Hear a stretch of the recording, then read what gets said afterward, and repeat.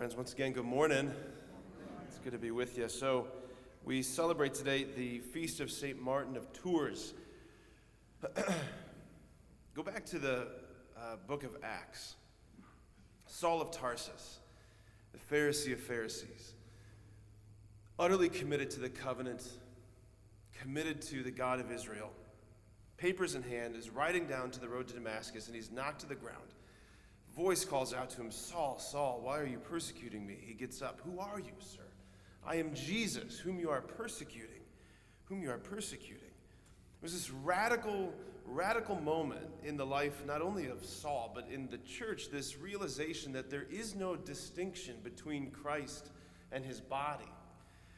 Christ cannot be separated from his body. He and his members are one. Pope Benedict beautifully, I think it was in his Jesus of Nazareth series, he talks about this. He says that in the backdrop of St. Paul's analogy of the church being the body of Christ, in the backdrop of that analogy of the church being the body of Christ, is the even deeper analogy of Ephesians chapter 5, where Paul lays out this spousal mystery where Christ the bridegroom unites himself so irrevocably, so deeply and completely to the church as his bride that the two are inseparable. The two have become one flesh. That behind the analogy of the mystical body is the analogy of the spousal love of Christ and the church. Like, this is what Jesus is saying in Matthew 25, the separation of the sheep and the goats and the great judgment of the nations, where he says, "In the end, I will separate them one from the other, the sheep from the goats, based on what you did to the least of my brothers and sisters, you did it to me. And what you failed to do to the least of these, you failed to do to me." I'm sharing all of this because the feast day today, St. Martin of Tours, he had a powerful experience that just confirms what Jesus says in Matthew 25. It confirms what Jesus said to Saul of Tarsus on that road to Damascus. So real quick, little biography. Martin, his father was a Roman tribune in the Roman army, and he followed his father into military service when he was around 10 years old. When he was around 15, though, he was drawn by the witness of the Christians and he became a catechumen. So he wasn't yet baptized, and he was on his way to become a baptized Christian.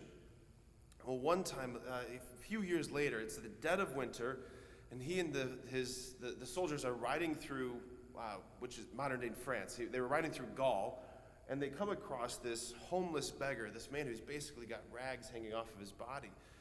And Martin sees him, and he takes his sword from his scabbard, and he slices off the big red cloak that the Roman soldiers would wear, and he gives it to this man. Well, later that night, he has a dream. He has a dream where he sees Christ wrapped in the cloak. And Jesus is running up to all of these different saints in glory. He's running up to all of them. He's going up to all the saints in heaven. He's saying, "Look at what Martin gave me." Martin, who's not even yet baptized. Martin, who is yet just a catechumen. Look at what Martin gave me. Whatever you did to the least of my brothers and sisters, you did it to me, right? This is what's so significant. This is one of the most radical and unsettling claims, I think, of Christianity, that Jesus hides himself in the most unexpected places.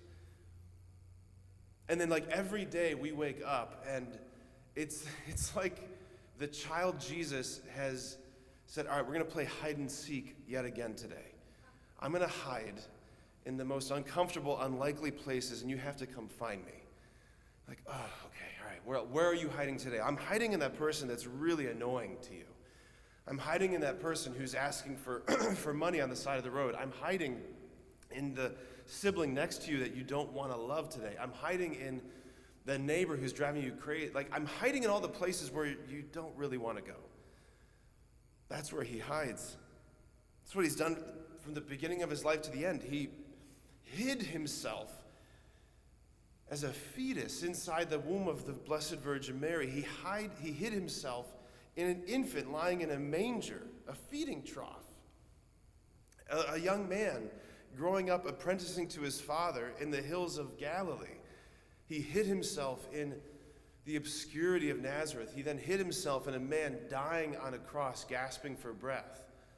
He hides himself in bread and wine. He hides himself in the most unexpected places. Mother Teresa called it the distressing disguise of Jesus. This is why she, with her sisters, one of the sisters one day was saying, Mother, instead of doing our holy hour in the morning, what if we cut it down to a half hour? That way we can go out into the streets even earlier and take care of more people.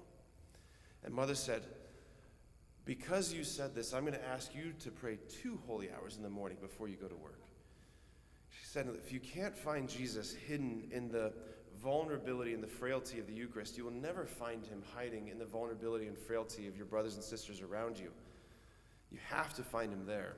You have to find him there. That's what Martin did. And it's a challenge for us today.